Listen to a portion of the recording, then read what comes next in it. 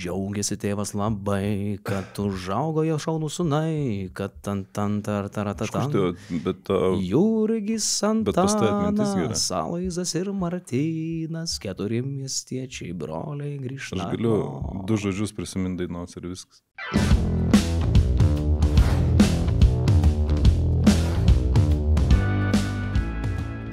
Ne, iš tikrųjų, tai aš apie žiūrovus, kadangi jau matau kameros įjungtos, aš pasisakau tik gražiai, labai gerbiu mūsų žiūrovus ir esu įsitikinęs, kad šią laidą žiūri tik išskirtinai talentingi, protingi, supratingi žmonės. Juk taip, Linai, tiesa? Tai matai, aišku, aš esu tas Lietuvos balsas. Kurios grupės žmonių Lietuvoje tu esi balsas? Kodėl tu taip skirstai žmonės į grupės? Nu, aš matai, aš esu linkęs nemaišyti šūdo su medumi. Toks yra mano. O kur tu prie medaus? Aš esu Lietuvos intelektualų atstovas. Aš esu tautos grietinėlės flagmanas. Štaip gal sakyčiau. Tai gerai, aš tą kitą prisėmu tada. Jei tu tas, tai aš tą kitą prisėmu. Nu, pasakyk, ar pasiklausai Silvesterio Belt per savaitgalį dainos? Ar girdėjai, kas atstovaus Lietuvą Eurovizijoje? Jau rytoj pusfinalis, tarp kitko, yra. Šiandien laida išeina, ne? Šiandien Eurovizijos pasiklausom iš naujo, kur vedu aš Vaitekūnas ir Iglė Bernotaitytė dalyvauja laidoje. Jo, pasikvietei. Gražuola. Iglė? Kaip atrodo? Taigi aš tau rodžiau iš karto po paskutinio podcast'o, negi pamiršai. Ne, tai rodė, bet žinai, kaip gyvai atrodo. Čia gyvai dar geriau. Du. Aš vis dar gyvas. Labai skirtingi dalykai yra. Nuotrauka ir gyvai. Žinok, žiūrėk, šiuo atveju pasakysiu taip. Gyvai dar geriau nei čia. Tai pasakyk kaip čia. Nu, ta prasme, žiūrovus kviečiu įsitikinti pačius pasižiūrėjus tą laidą. O kas jinai dainininkė yra, ar kas? Jinai yra dainininkė, tik aš negaliu tau dabar pasakyti jos dainos.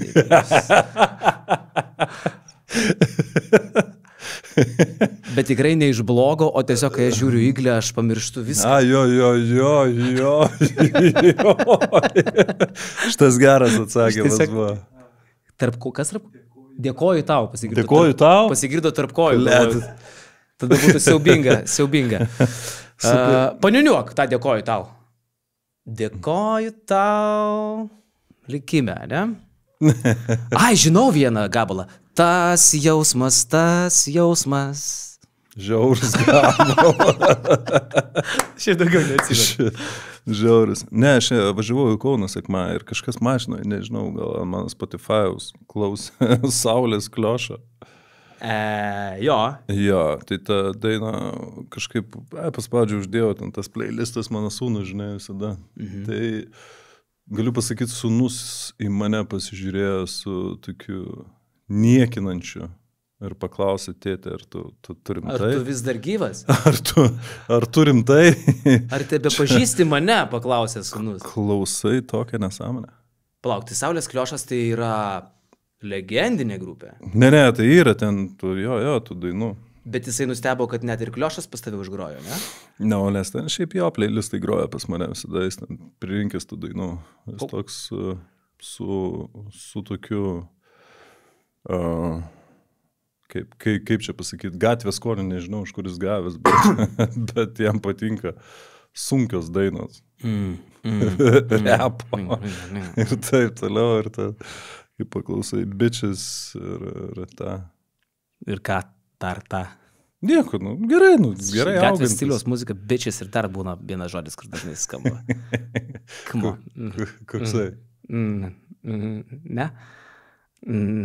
Man įsiblokuoja žodžiai. Tau tikrai neužsiblokuoja. Gerai, gal ir neužsiblokuoja. Klausyk, o kokį tu tada muzoną klausai, jeigu tau, pavyzdžiui, Silvester Belt yra šūdas, realiai? Nu, gal aš nesakau, kad čia yra ekstra lygio muzika, gal ir tai mano stilius, bet tai vis dėlto Lietuvos daina Eurovizija. Ta prasme, aš nežinau, tai aš nesakau, aš sakau, kad aš neklausau. Gerai, o kokią tu klausai, pavyzdžiui, kas tavo yra? Pilna, šiaip aš ne muzikos žmogus. O, pavyzdžiui, tau tokia daina kaip džiaugiasi tėvas labai, kad užaugo jo šaunų sunai, kad Jurgis Antanas, Aloyzas ir Martynas, 4 miestiečiai, broliai grįžta. Aš galiu 2 žodžius prisiminti dainos ir viskas. Bet tai tada Sylvester Bell tau labai patiks, nes ten gal 5 žodžiai yra ta daina. Tarp kitko šitą klausimą, ar aš vis dar gyvas savo penktadienį irgi uždavinėjau žvejybai. Fantastiškai praleidom laiką, noriu perduoti linkėjimus dar kart kolegom Domui Vilčinskui, puikus režisierius, ir Justinui Liaudinskui, LKL administracijos bičias. Bliamba, kaip pažvejojom. Bandai. Tai jis matai... Bandai sugrįžt. Jis matai mano vestuvių liudininkas, tai aš tiesiog nebuvau iš ten išėjęs niekada. Tai va, bet tai labai... grįžti ar ne? Į LKL? Jo, į LKL. Jeigu gaunu pasiūlymą šią vasarą, tikrai svarstau. Jeigu negaunu, vis tiek svarstau. Tai aš išbėgsiu įvykiam už akių ir pasakysiu, kad tu jo negauni. Ta prasme. Ta prasme. Už ką aš blogo padariau? Nu... Tu jau išsiaiškinai? Tiek girdėjęs esu. Aš esu šitą girdėjęs ne vieną kartą. Paskutinį kartą girdėjau penktadienį. Bet aš vis bandau perduoti tą žinutę, aš nežinau, kaip jie tą girdi, kad šiaip jeigu realiai, negryšiu dar bent sezoną 2, ne tik kad į LKL, apskritai, dar nuo komentavimo, dar metukus kokius palisėt visai neblogai, nes neturiu kada, realiai sakau, neturiu kada, prasidėjo nauji darbai, va, su Hebra dar čia judesio nemažai yra. Nespėju, blėt, ką šiaip galėtum komentuoti be krepšinio? Ką dar komentuoti? Esi komentavęs kažką be krepšinio? Aš esu komentavęs olimpinės žaidynės. Sočio, žiemos olimpiada, tai buvo ir Rio de Janeiro, tai buvo vasara 16. Tai ten buvo kalnas sporto šakų. Aišku, mano ten supratimas gal prastas, bet jeigu, tarkim, ten sėdi su kažkuo, kas supranta, tu minimaliai pasiruoši, kalbos aparatas veikia, tu tą gali gerai daryti. Tik kad, Linai, mano mielas, komentavimas yra, nėra babkių, nėra pinigų ir kartais man yra 33 metai, laikas bėga. Norisi truputį kažką biškiai aktyviau veiktis ir finansinė prasme. Tu negali vien tik tai sėdėti ir džiaugtis tuo, kad turi dar darbelio. Tu nori truputį uždirbti. Aš nesakau, kad blogai moka LKL'as, aš sakau, kad man neapsimoka šiuo metu komentuoti krepšinėse. Ne, aš viską suprantu, aš tik nustebęs, kad to 33 metų. Galvoji daugiau? Pripažink, kad daugiau galvoji, ne? Galvojau daugiau, tikrai. Tai aš tiesiog hujovai atrodau, seniai. Ne dėl to kažkaip galvojau daugiau tuo metu. Tai va. Tai gal tiek apie mane, pakalbam apie ką, čia trinkierį siautė, matei? Ir kad plaukų nėra, tai... Eik tu... Gal dėl to pagalvojau, kad daugiau. Bet... Ne, plaukų, kad nėra, bet pas mane visi plaukai suėjo visur kitur. Kitur labai esu plaukuotas. Rankos, blemos, želės. Aš galėčiau depiliaciją reklamuoti kokią nors, pavyzdžiui, man nereikėtų labai daug... Ne, mes šiandien podcast'e kalbėjom, kad turbūt vienas iš žurnalistų kažką, kad būtum atsakęs, tai tu gal, dar ne? Ką sakai? Uždavė tą klausimą, trinkėris nepasiūto su savo, tai, žinai, kaip ten pradėjo mokyti kaip sūnų, tai aš sakau, žurnalisto vietoje aš nebūčiau palikęs taip.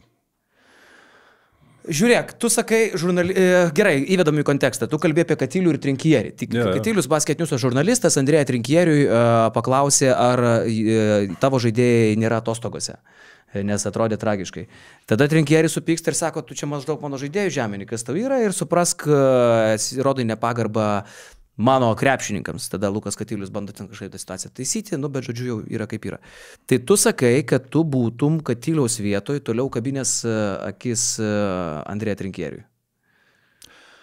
Gynė savo poziciją, ta prasme. Ne, aš nebūtinai būčiau, ta prasme, aš tik sakau, kad nebuvo toks durnas klausimas. Realiai, kaip, žinai, čia visi mėgsta tą paklausti, aš nemanau, kad buvo labai durnas atsakymas. Man patiko jo atsakymas, Trinkėrio, viskas... Absoliučiai pritariu, tą patį šiandien kalbėjo Basket News. Viskas okei, bet lygiai tu taip pat parodai nepagarbą ir man, kaip žurnalistui. Absoliučiai pritariu. Lygiai padaręs, kai ten, žinai, mane mokinti ir taip toliau tą savo. Tai čia irgi toks. Nemanau, kad klausimas toks įžeidžiantis buvo, kaip tu prasileidai 27-0. ar ten teisingas ar ne, ar ten jis išdėstė argumentus, aš pilnai sutinku, užstojo savo žaidėjus. Bet tam pačio gal galėjo ne kaip su žurnalistu, kaip su vaiku iš gatvės pasielgti. Ar tu matėjai Andrėjo Trinkierio podcastą su Ryčiu Kazlausku? Ne, nemačiau. Va ten, mano galva, ten aš sakiau, kad tai buvo katastrofa, tik kad Andrėją Trinkierį parodė maksimaliai įmanoma nepagarbą Kazlauskui. Maždaug tu patylėk, dabar aš čia kalbu, dabar aš jau čia vadovauju podcast'ui. Čia aš vos necituoju, žinau. Tik tai, kad tokių žodžių aš vadovauju nebuvo, bet maždaug, hey, moment of silence, now I'm the boss, I'll speak now. Ten tada pradeda vadovauti tam podcast'ui, tada duoda Tautvydui Saboniui kalbėti, tada pats pradeda uždavinėti klausimus, ten, žinai, hey, Tautis, what's your dream? Tokie, žinai, protingi klausimai, labai ramiau balsu. Ir aš tada žiūriu ir galvoju, blet, Ryti, nu neduok šitaip, žinai. Kita vertus Kazlauskui, tipo, kuris veda tą podcastą. Kita vertus ten Žalgirio podcastas, Žalgirio organizacija, nu ir taip toliau. Tai jau ten buvo toks ženklas, kad Trinkierį netrukus čia kažką tai dar pamutins to vandens ir visur tą kontrolę periminės. Čia šitoj situacijai aš galiu suprasti ir Trinkierį. Iš tos pusės, kad tas atostogos, nu, žaidėjai atostogose, mūsų šalyje šiaip labai plačiai naudojamas dalykas. Mūsų treneriai dažnai sako, nu jau čia mano žaidėjai turbūt atostogauja ten po kokio pralaimėjimo. Bet tu mane pataisyk. Aš nesu tikras, ar užsienyje toks terminas, nu toks, sakykime, metafora, kad mes jau čia poilsiaujam, kad mes atostogose krepšinėje yra. Ir aš galvoju, kad Trinkierį gal išgirdo pirmą kartą, aš taip spėju, bandydamas jo pusę pateisinti, nors tikrai nesu jo fanas šitoj vietoj. Ir jam, pagal jo kontekstą, kaip jisai supranta, tas atostogose buvo įžeidimas. Nes jisai vėliau, tą žinau tikrai tiesiogiai iš pirmų lūpų, jis vėliau Žalgiryje sakė, uždavė klausimą netgi, ar čia buvo organizuotas puolimas ir tas žmogus atėjo su mintim ten mus sudirbti, jis taip paklausė Žalgirio žmonių, ar čia buvo netyčia. Tai jam dar reikėjo ir po to išaiškinti, kad čia tikrai buvo netyčia. Tai aš galvoju, jis gal ir nuoširdžiai nesuprato to žodžio, žinai, vocation. Ir dėl to nežinau, ar Katilius turėjo ten spaudos konferencijoje aiškinti su juo toliau. Manau, kad reikėjo taip ir pabaigti, kaip pasibaigė, o po spaudos konferencijos pasikalbėti atskirai. Tai žinau, kad tas bus padaryta, kad, pasikalbės jie dar atskirai, nes Trinkierį žostkai įsižeidė. Tai aš kaip ir šitoj vietoj jokios pusės nepalaikau, aš tik tai žinau, kad netrukus bus tokių situacijų, kai mes tikrai pamatysim netokių Trinkierį bairių. Ir kai sėdės ne Katilius ten, kuriam 20 keli, o ten koks nors, spėkim, Pulkovskis, kur kažkada klausė Šaro, ar ten nieko tokio, kad išvažiavo žaidėjas, kai vaikas gimė, atsimeni?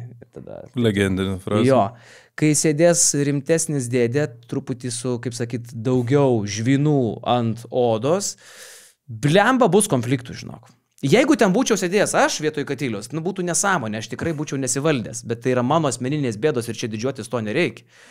Turiu meni, kad čia visko dar bus, nes Trinkierį vis dar nesupranta, kad čia ne bailių šalis, nelabai čia žmonės bijo ir nedurniai čia yra, žinai, ir kad galiausiai jis nebus čia the boss visur, pas Kazlauską podcast'e čia ir visi tylės išsigandė ir sí, claro que sí, ar ten, žinai, Ispanijoje, kaip taip sakytų, Japonijoje gal, ar dar kaip nors. Čia taip nebus.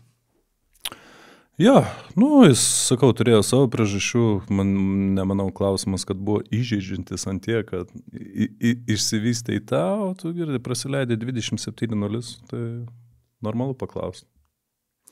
Klausyko, pavyzdžiui, aš dar kaip paaiškinau, žinai, sakau, žaidėjai, vat kai girdi tokia, nes Trinkierį tai čia buvo žinutė žaidėjams. Čia buvo šou.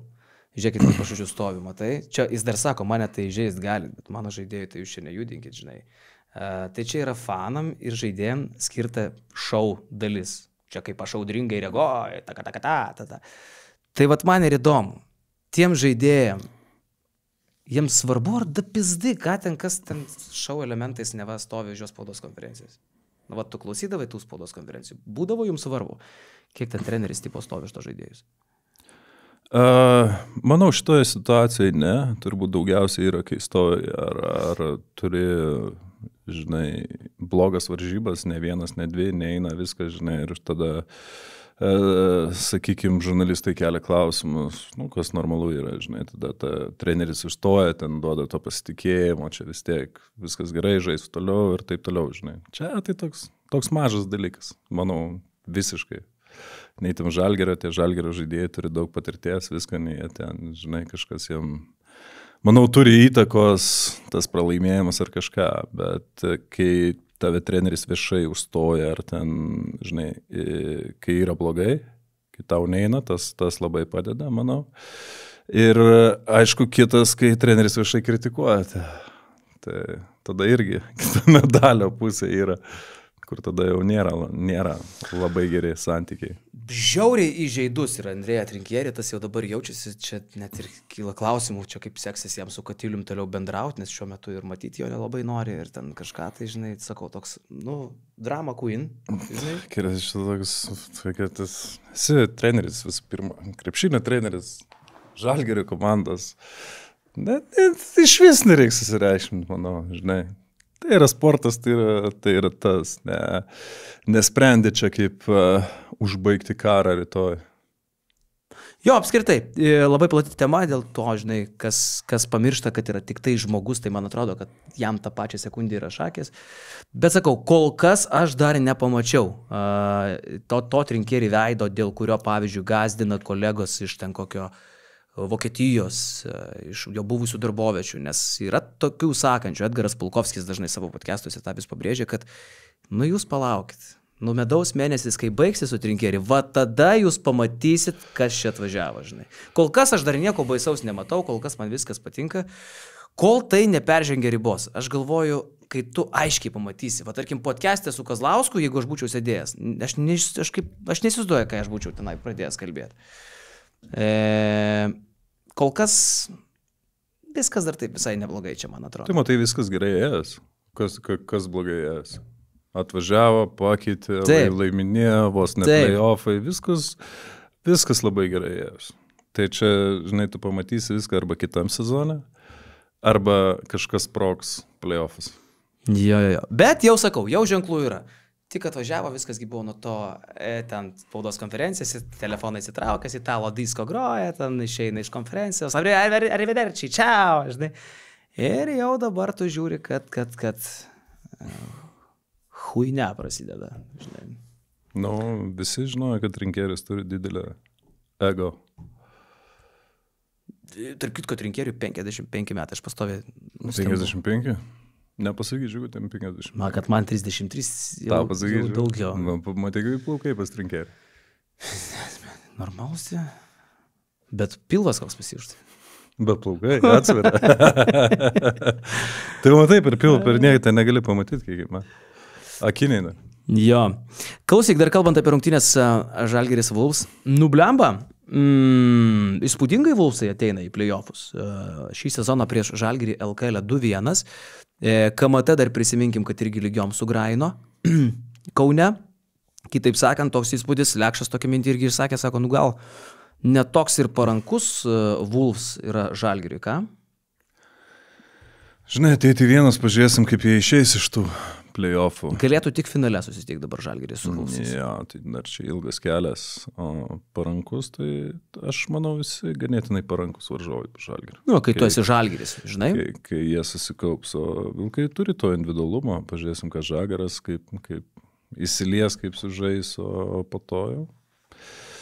Nemanau, kad Žalgiriui kažkas labai didelės problemas galėtų kelti, bet seriją galėtų gerą padaryti. Jo, ir aišku, gal šiandien pačioj pabaigoje dar pereisim labai trumpai, paprognozuosim LKL playoffus, kaip ten turėtų kas susiklostyti. Teoriškai dar gali Jonava su Mažeikiais pasikeisti vietomis iš 8 į 7 ir atvirkščiai, bet mes jau turbūt darysim prielaidą, kad Jonava 8 vietoje ir taškas, nes Mažeikiai turi namuose pralošti Nevėžiui, kad nukristų žemiau, aš nežinau, ar tai gali atsitikti.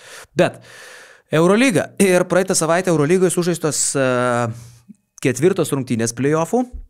Tai šiaip praeitą savaitę man labai pritrūko sėkmės. Aš, pavyzdžiui, tiek Maccabi Panathinaikos serijoje, tiek Olympiakos Barcelona, aš atspėjau, kad bus po pergalę abiem komandom, bet neatspėjau, kas ir kada laimės. Tai čia mane tas truputį nusmugiavo. O tu pataikai. Tai aš irgi tą atspėjau. Tai tu gal pataikai šitą? Ne? Tu atspėjai, pavyzdžiui, kad Makabis laimės pirmas rungtynės, bet praloš antras. O aš sakiau, kad laimės PAO pirmas, bet praloš antras. Buvo atvirkščiai. Tai truputį čia pramazinau, bet vis dėlto pirmauju po praeitos savaitės 12 taškų, 2-4-1 prieš 2-5-3. Tai tik tai primenu, kad nugalėtojas stebės ir mėgausis kaip pralaimėtojas po finalo ketvirto ryja, aštrų pipirą ir žiaukčioje.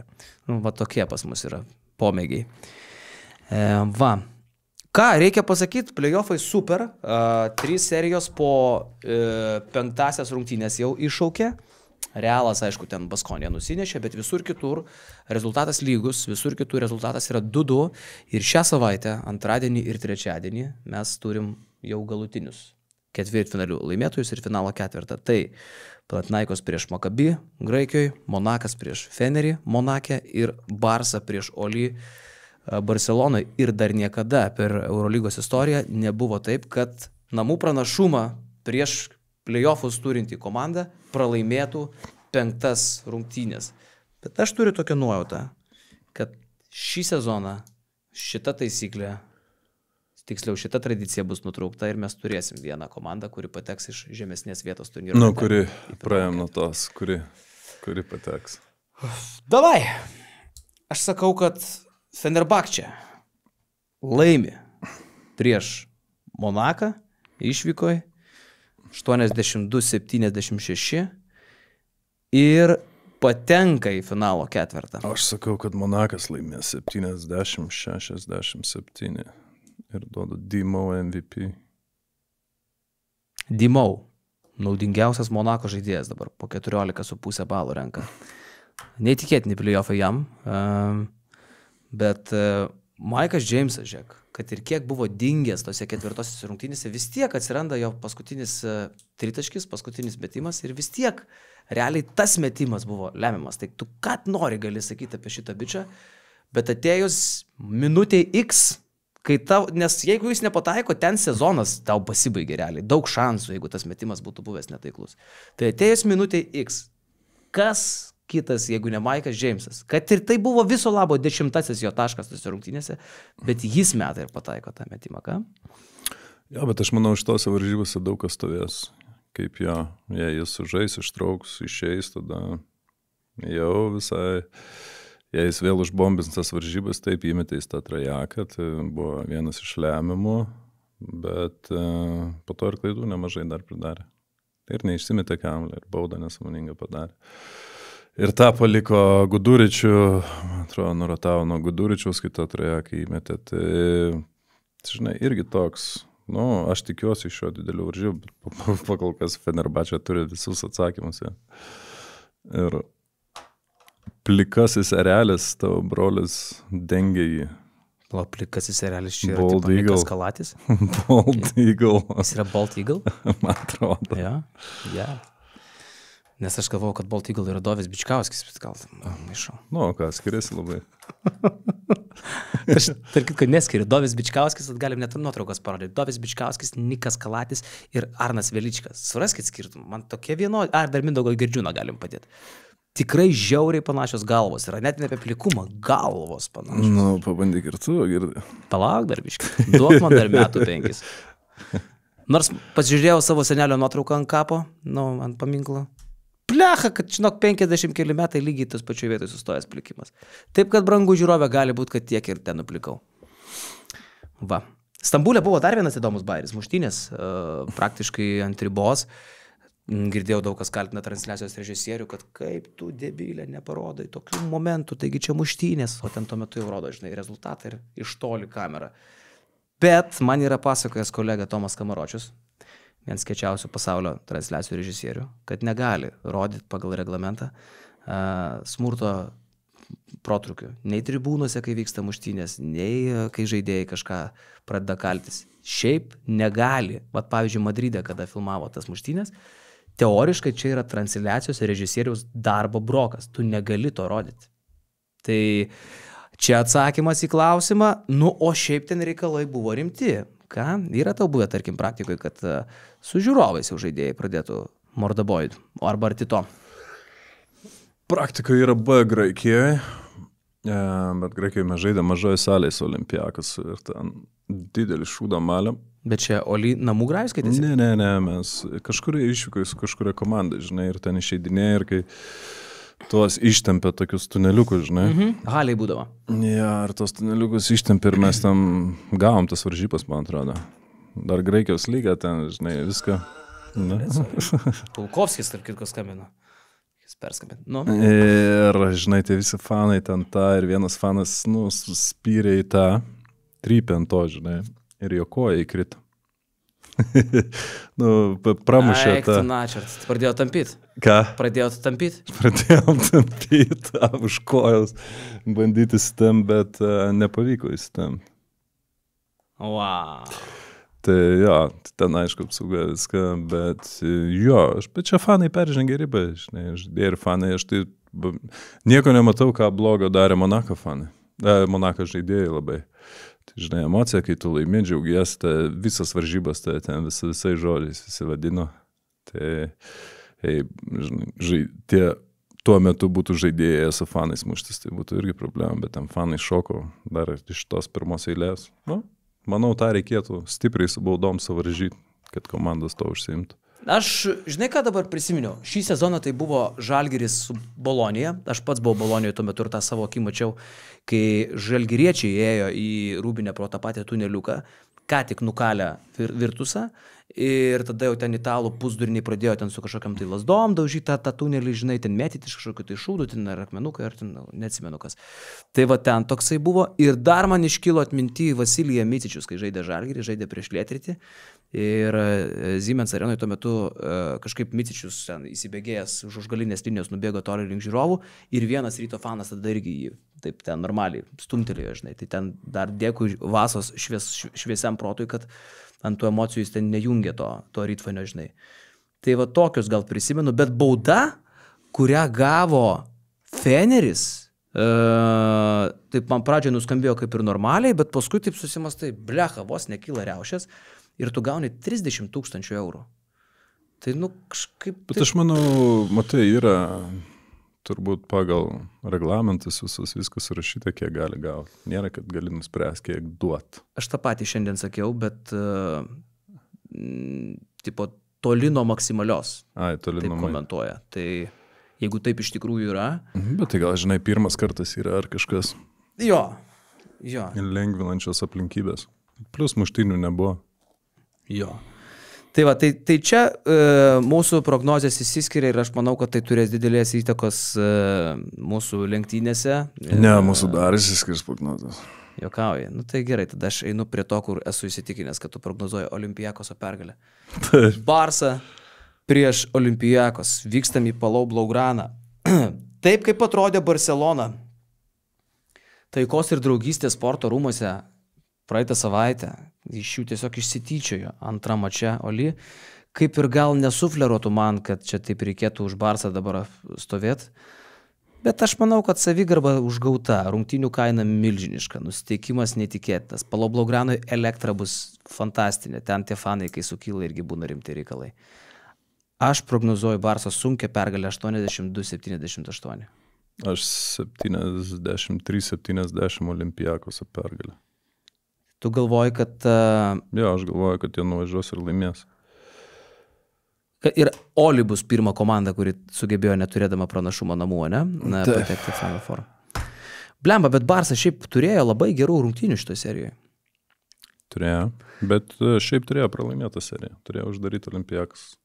Jo, ir man nepatinka tie, kurie sako, kad, pavyzdžiui, Oli pralošė rungtynės Pirėjui tik dėl teisėjo klaidos. Palaukit, teisėjas nesuskaičiavo Satoranskiui 5 sekundžių, tai yra faktas. Bet kiek iki to Barsa turėjo padaryti, kad išlipti iki tokios situacijos, kad turėtų tokį šansą, ne? Oli galėjo užsidarytas rungtynės, jeigu neduo Brynenso Trajakai. Tarp kitko neblogi metimai. Vėliau Oli, Lapro, kai gavo tą kamuolį po tų neva 5 sekundžių Satoranskio, ne, neva, tikrai 5 sekundžių teisėjas suklydo, bet Lapro išdūrė Vokapą, išdūrė kai vaiką, vieną geriausiai besiginančių Eurolygos gynėjų, paliko už nugaros. Ir baudos aikštelį taškus pelno sudėtingus iš kitos krepšio pusės per Mustafa Falą.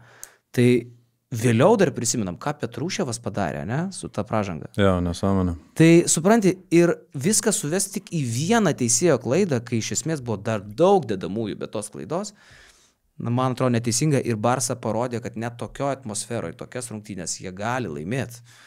Tai man jie vis dar serijos favoritai, nes 5 rungtynės visai kita atmosfera Palau Blaugranoje ir manau, kad Barsa yra šitų rungtynių favoritai. Net pagal bookmakerius spėčiau, kad taip turėtų būti.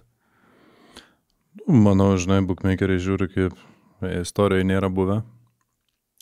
Bet esmė, kad mano Olimpiakosas su savo patirtim, to pačiu treneriu, viską išsitrauks tas varžybas. Aš turiu Milutinovą MVP.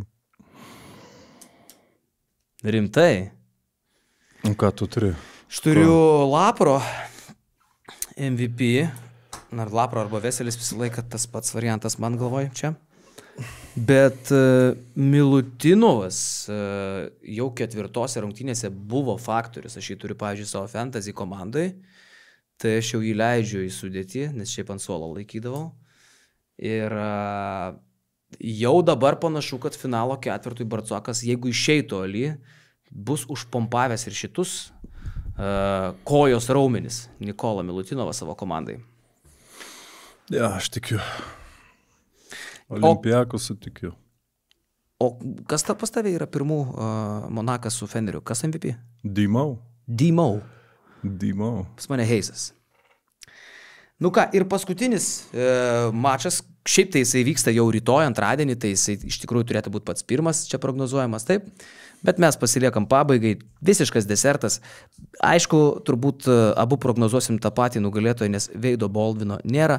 Atėnų Panathinaikos prieš Tel Avivo Maccabi. Gaila, žiauriai gaila, kad nužudė realiai Boldvino pats Maccabis tose rungtynėse trečiosiose, kada jie leido jį į aikštelę, jo trauma atsinaujino ir jeigu jie būtų galbūt neleidę jo Belgrade, gal jie jį net turėtų paruoštą šitoms rungtynėms, 5, ir tada mes dar turėtume daugiau intrigos. Dabar turbūt nei vienas tos intrigos čia nematom. Nu, negaliu pasakyti, kad nematau aš intrigos žiūrint į kiekvienas varžybas, kaip jie ten, kiekvienos varžybos galėjo tą pusę paėti, ne?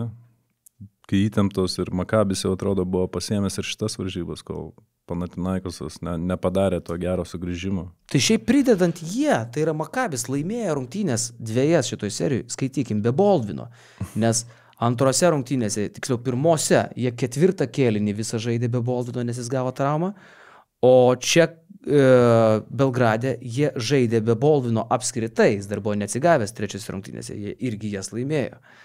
Tai jie kol kas laimi be Boldvino, jie su Boldvinu pralaimi, kol kas taip gaunasi, žinai. Jo, tai aš manau bus labai įtemptas varžybas, bet čia aš turiu irgi Panathinaikoso pergalę. 85-75. 94-80 pas manęs, Lukas MVP. Pas mane irgi Lukas. Taip, ir pasižiūrėsim, bus labai įdomu. Tarp kitko, kaip tau Dima Giannokopulas, Panathinaikoso savininkas? Man atrodo, turėjai su juo turėti jau pažinties dar gerokai anksčiau, ne? Ne, man atrodo, aš dar kai žaidžiau, tai buvo tėvas jau. Jis tikrai buvo gyvas, tik aš nežinau, ar sūnus nesikišdavo į komandą tuo metu. Neleisdavo niekas dar sūnų kištis ten taip į komandą, buvo Željko Obradovičius ten, tokių bairių nebūdavo. Jo, nes veikėjas tai nemirtingas yra. Man tai labiausiai patinka, kai jie protestuoja. Eurolygai rašo laiškus ten protestą rungtynių, jie bandė protestuoti, kad teisėjai suklydo, kai po Lesoro blokuoto metimo buvo sustabdytas laikas ir jie šoko ginčą, nors tipo turėjo atiduoti kamuolį kažkodėl Maccabiui ten ar kažkaip taip, nors taisyklėse kitaip parašyta, žinai. Hebra protestuoja, rašo protestą, nežinodami taisyklių ir tą daro Atėnų Panathinaikos. Čia unikalus atvejis yra. Ir po to dar grįžęs namo su cigaretė ir be maikės jis kreipėsi į Motejūnas! Bodiroga! Look, what are you doing? Maždaug, žinai. Somebody, anybody, žinai. Sen, tu net nesidomi taisyklėm kažkas. Tai, manau, yra ir ne vien cigaretė. Ta prasme. Bet ten labai emocionaliai, kaip čia tas žodis. Emocionaliai, taip teisingai pasakė. Reaguoja į kiekvieną. kiekvieną sprendimą, tai kaip to savininkas taip reaguoja. Ir labai prakaituoja kažko tai. Keistai, tai karšta, ne? Visi kiti kaip ir normaliai sėdi. Karšta, ne? Visiems kitiems kaip ir normaliai, šlapės. Matai, nu ten, nežinau, kaip žaisti, gal smagu už tokį žaisti. Klasiko pas tave Oli savininkai buvo Angelopolai, broliai, ne? Ten turbūt priešingybės, ne? Aš šiaip nieko nežinau apie tos veikėjus, bet kai tokie tylūs, tai suprantu, kad nėra labai. Nu jo, bet jie irgi ten įsitraukia stipriai, bet nereaguoja. Tai. Bet karšti vyrukai ir tokie tipo, nu kaip su juos, pavyzdžiui, su Janokopulu palygintai tu? Aš net nežinau, kaip jie atrodo iš tikrųjų. Ne, gal solidesni. Jie vyresni turbūt yra, ne? Solidesni žymiai. Tokių, nu, ten pas jos pastoja, nu tai Graikija ten pastoja, kapojasi viskas, bet tokių bairių nedaro. Nu, tai bus labai įdomu pažiūrėti, kokie bairiai bus dabar. Mačiau, kad Janakopulas buvo nugrūstas antrose rungtynėse į palubės ten kažkur, nes po pirmų, kai sėdėjo prie aikštelės, jau nebelabai, kam paliko įspūdį iš organizatorių turnyro. Tai šiek tiek pakėlė aukščiau, kuris sėdės Atenuose. Mes dar pasižiūrėsim. Sveikinimai Madrido Realui, kurie jau yra finalo ketvirtį, dabar laukia savo varžovų. O šiaip pačiai laidos pabaigai galim greitai perbėgti per mūsų manimų jau galutinę LKL turnyro lentelę, nors vėl, jeigu Mažeikiai su Jonava netyčia apsiverstų vietom iš 7 į 8, vieną kitą paslinkdama, tai tada nekreipkite dėmesio, ką mes dabar pasakysim, mes tiesiog traktuosim, kad Mažeikiai 7, o Jonava jau yra 8 ir paprognozuojam, kaip baigsis LKL playoffai, kokių rezultatų serija iki 2 pergalių ir kas patenka į pusfinalį, o paskui jau sekėt mūsų Instagramą, ten mes išsameu papėzėsim apie LKL ketvirtfinalius kitą savaitę. Tai Kauno Žalgiris Jonavos galim chorų 3-4, 2-0. Buvo choras sąraše vienas, Obalsiu pavariu šitą kapelą. 0-2. Maladėts. Vilniaus Rytas Mažeikiai. 2-0. 2-0. Va dabar įdomiau. Wolves prieš Neptūną. Turiu 2-1. Sakai, vieną iš Bezdės Neptūnas? Sakau, vieną iš Bezdės, jo. 2-0 abi triuškinamai, Wolves spėju. Nu, tas triuškinamai tai nuo 2 ženklio, nuo 10. Ir vis dėlto, taip kaip Neptūnas finišavo, reguliarkiai, man atrodo, reiškia, kad Neptūno turbūt jau gazas irgi baigėsi, tas toksai su Vovaru, kiek pavažiavo sėkmingai, ten 8 pergalės iš eilės. Jo, finišavo ne kaip, biškinai jums treniruotis, šviežumo reikia. Jo, nu dabar. Utenos čia labai patinka turbūt kolegoms. Juventus prieš Panevėžio 7bet Lietkabelį. Ką prognozuojam, Linai? 2-1 Lietkabelį. Pasims, sakai? Sakau, pasims. Gerai, mano prognozė 2-1 Utenos Juventus. Utenos Juventus žaidė dėl pranašumo visą reguliarkę. Jie laimėjo 4 vietą ne per atsitiktinumą. Jie 3 pergalėm šiuo metu lenkia Lietkabelį. Jie eina su stipriausiai įmanoma sudėtim, nes dar grįžta ir Ivanas Vranešas į rotaciją. Galvojau, tą atleis, pasirodo ne. Ir Šarūno Beniušio sportinė forma, kaip pasižiūrė, net tas pradėjo žaisti krepšinį aukštam lygiai. O Lietkabelis man kaip tik atrodo įsibezdėjęs gerokai ir toks drebantis į playoffs ateina. Taip kad galvoju, kad Utena turės istorinį sezoną ir Kostičius parodys, kad flemba įdirbis daro savo. Kad gerai čia jam gavos. Nemanau. Manau. Nemanau. Manau.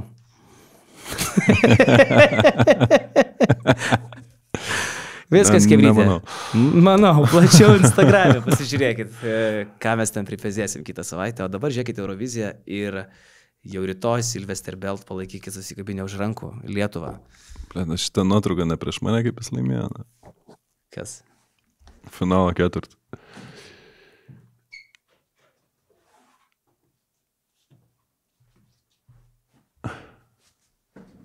Šitą? Jis laimėjo prieš tą finalo 4? Čia tas, pala, kaip jis. O, tai. Kilnuolis.